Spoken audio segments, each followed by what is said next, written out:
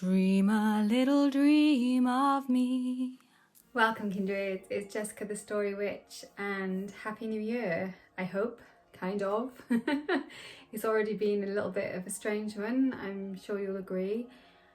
I wanted to talk in this video about doing a card spread, like a year ahead card spread. I usually do like a wheel of the year, I call it, card spread, where I take a card for every month. I know it's a common thing that lots of people do, and I usually also pull like some cards in the middle as well, and I use different decks and things like that. So I'm going to talk about like my personal spread at the back end of this video. And at the beginning I'm going to talk just a little bit more generally about like a year ahead spread, what it is, why you might want to do it, why you might not want to do it, that kind of thing. So if you're not interested in my personal way of doing it and what I've come up with this year, then you can skip that bit and hopefully you'll still get some use out of this beginning bit. Yeah, a year ahead card spread gives you the kind of overview of the year, and usually the question that I ask when I'm doing it is just like, what is the energy and the opportunities available to me this month as I take the card? What is the energy and opportunities available for me in February and I take the card, that kind of thing.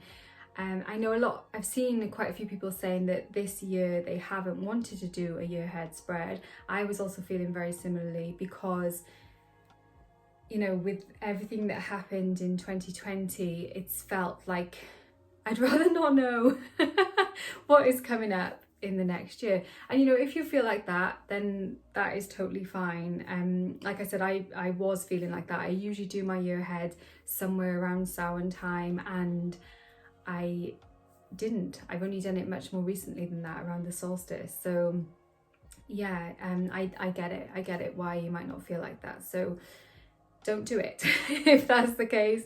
You can take cards as you go through the month, that kind of thing. I am glad that I've done it because, well, maybe perhaps because of the way my own cards kind of panned out, but also I do feel like, you know, I look into the astrology and other things as well of the year, and I feel like even in the hard times, being forewarned is forearmed kind of thing. So I prefer to know when things are coming up, but you know, you might not be the same. So if that's the case, then if you don't want to do one this year, even if you always do one, then don't do one.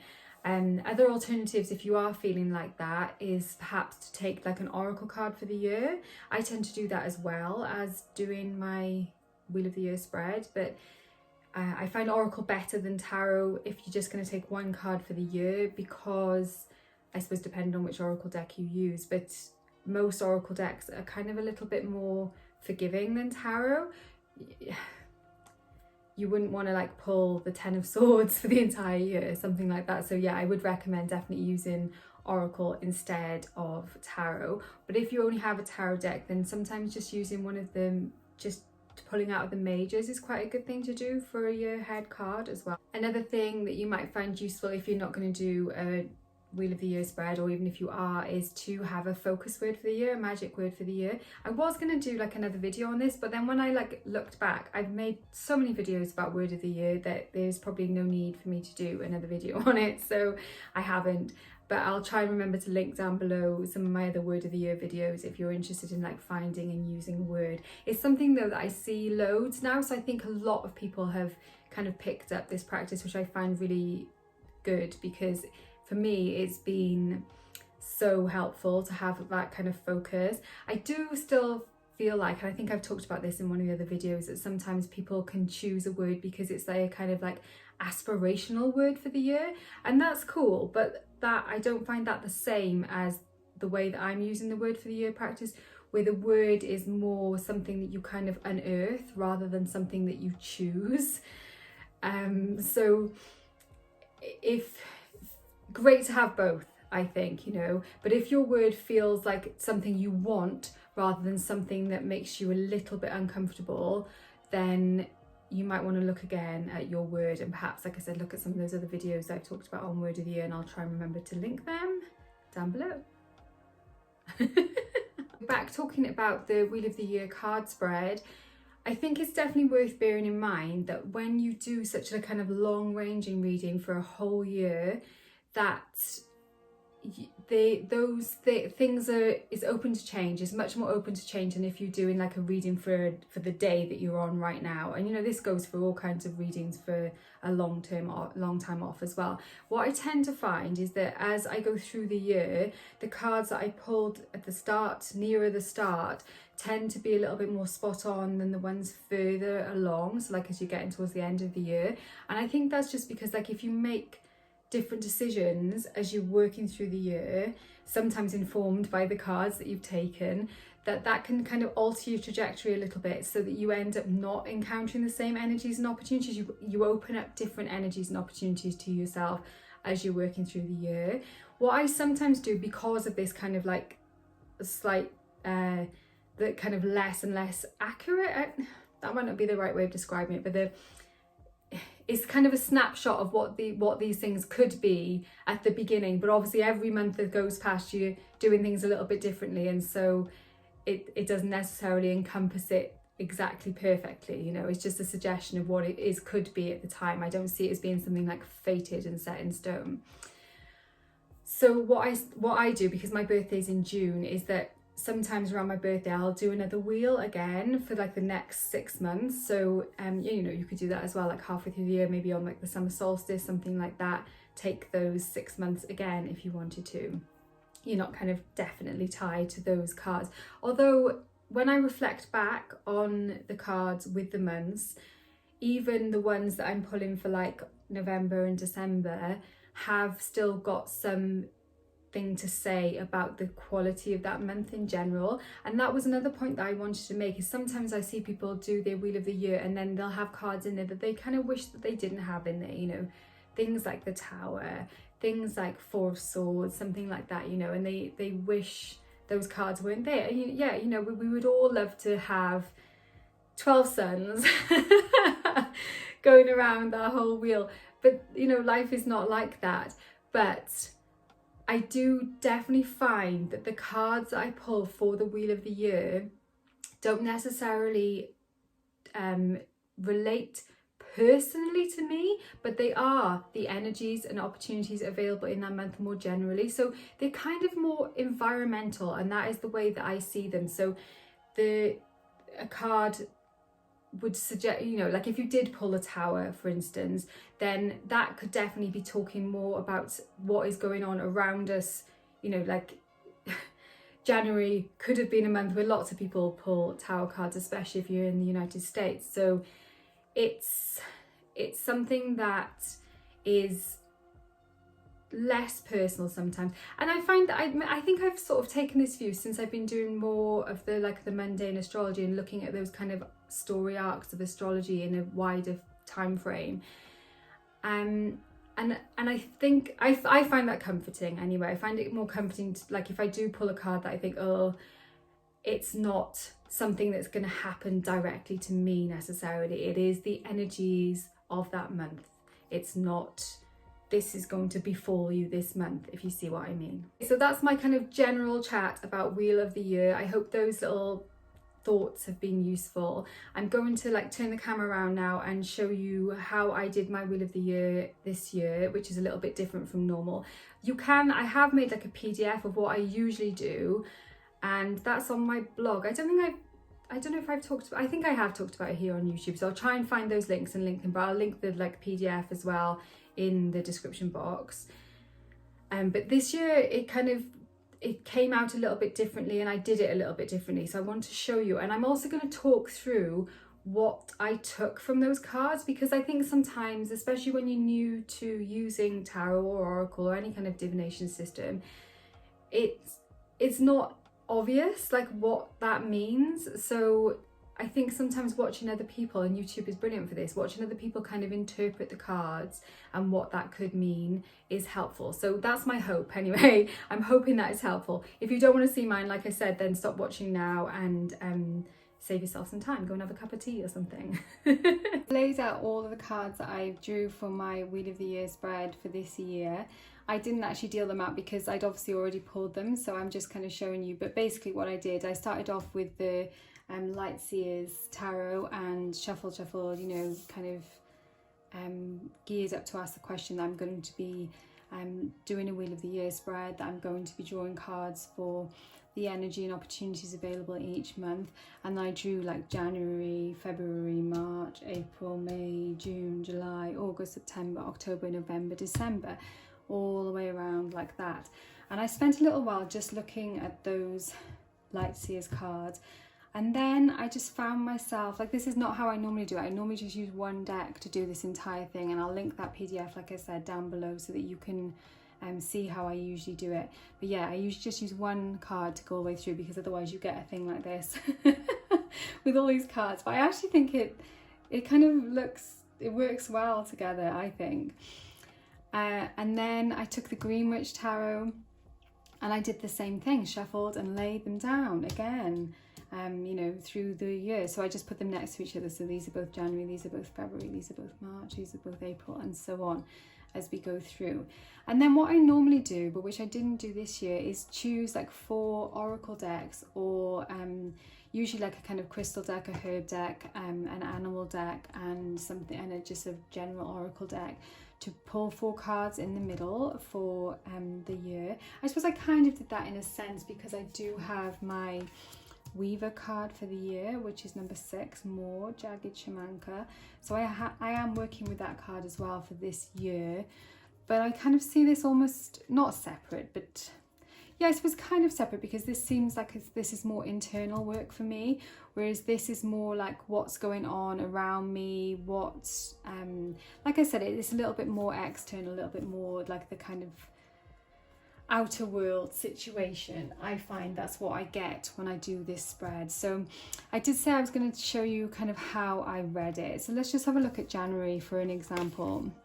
So for January, I got the 7 of Cups out of the Light Seers, and I got the Page of Chalices, so also cups again, out of the Greenwich.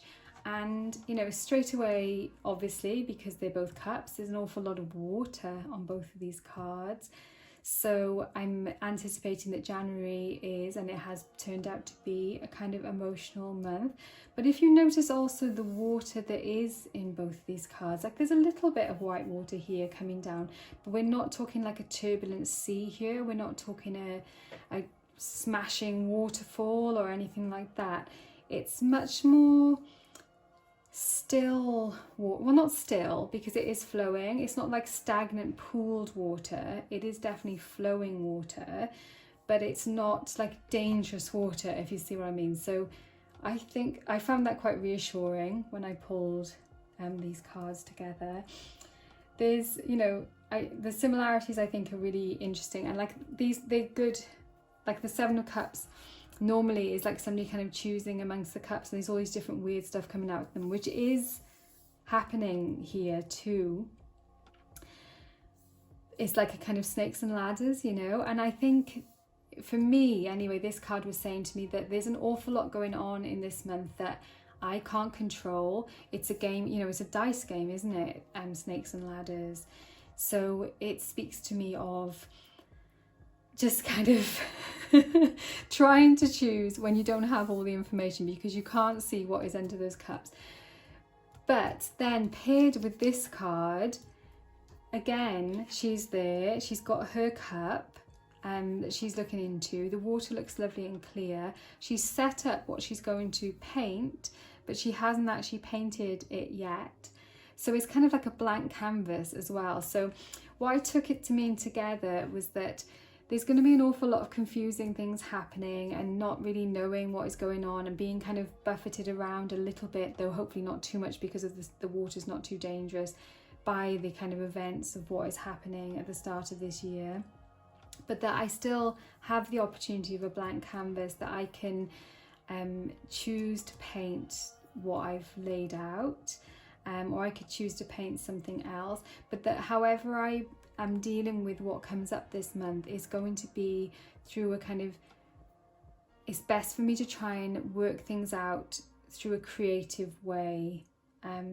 So there will be choices, most likely, but I see it as a month for kind of dreaming and trying things, you know, like with Snakes and Ladders, when you throw the dice, you sometimes go up the ladder, sometimes you come down the snakes, you know, but you can keep going, so you can keep rolling, and like the water keeps flowing, it flows in and out of both of these cards, it continues, so it's not like the end of the story. So yeah, I see that as it's probably not a month where I'm going to get very much done, because like neither of them have done anything. Yeah, it's both of these cards are like the moment before something is getting done.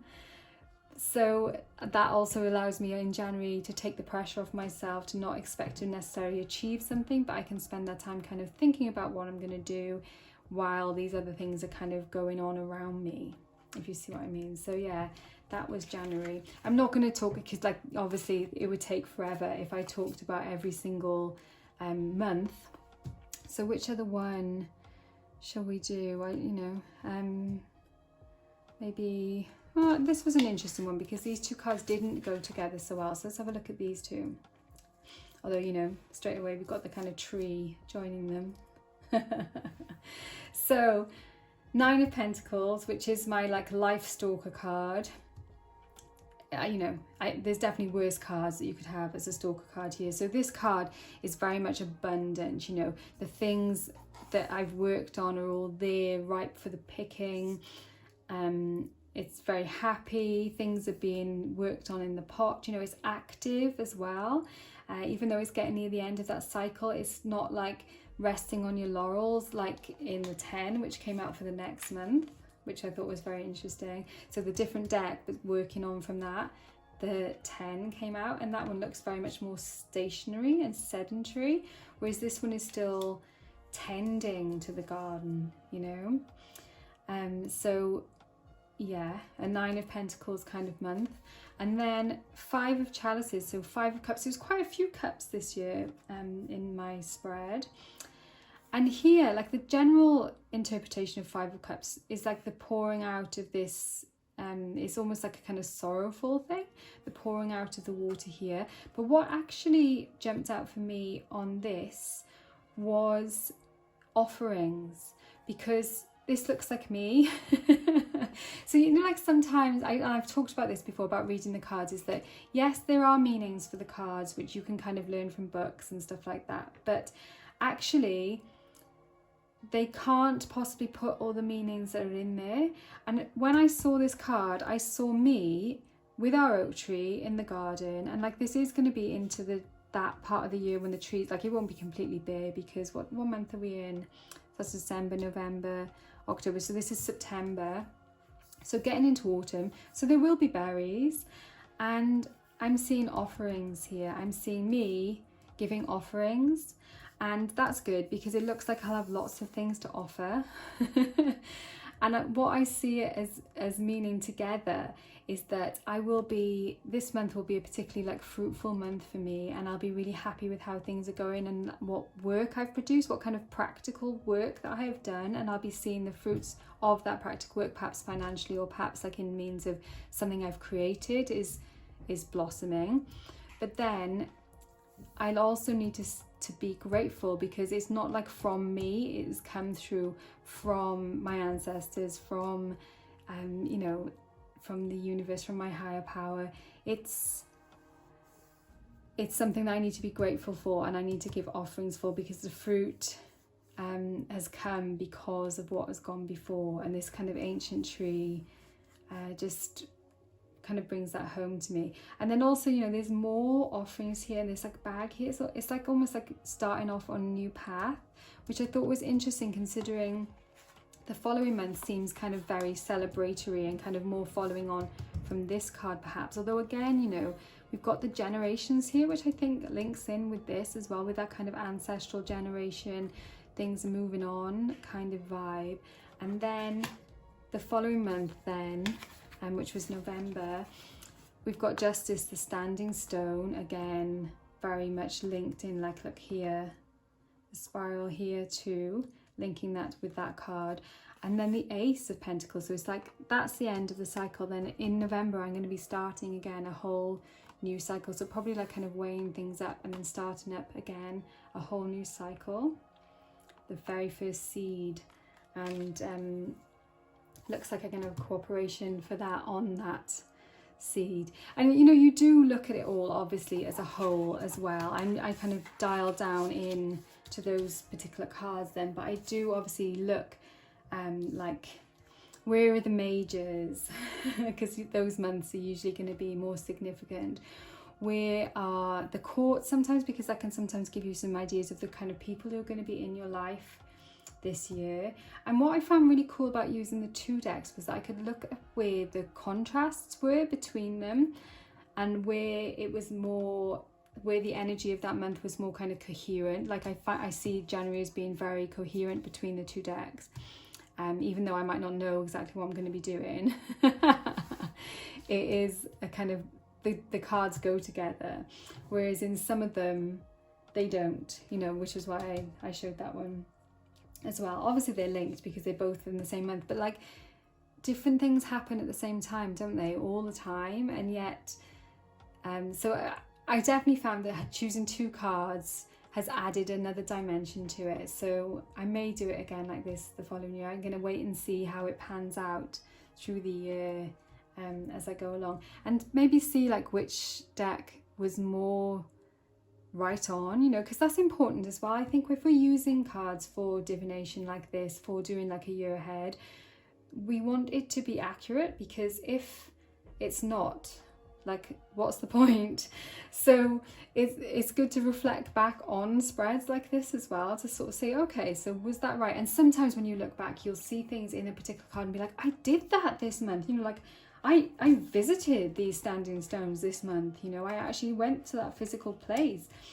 Or, you know, I did an initiation ritual this month, you know, that kind of thing. So yeah, use the cards to give you that kind of general input, but do, yeah, reflect back on it as well, because that can be really, really helpful. And like, you don't improve unless you also reflect back and then think, oh, actually I didn't read that card quite rightly there, it was saying something different from what I thought it was saying. And that can fine-tune your skills as well. So I think it is really important. It's something that I think that I definitely I'm guilty of it too, sometimes of not doing. So anyway, that's enough. Thank you so much for watching. Let me know if you've probably done, if you're going to do it, your spread, because we're well into the year now. But if not, I hope this has been helpful. Warmest blessings to you in this new year. I hope it is a wonderful year, regardless of what is going on in the world around us. Heart strong, lots of love, lots of blessings, and I will see you very soon.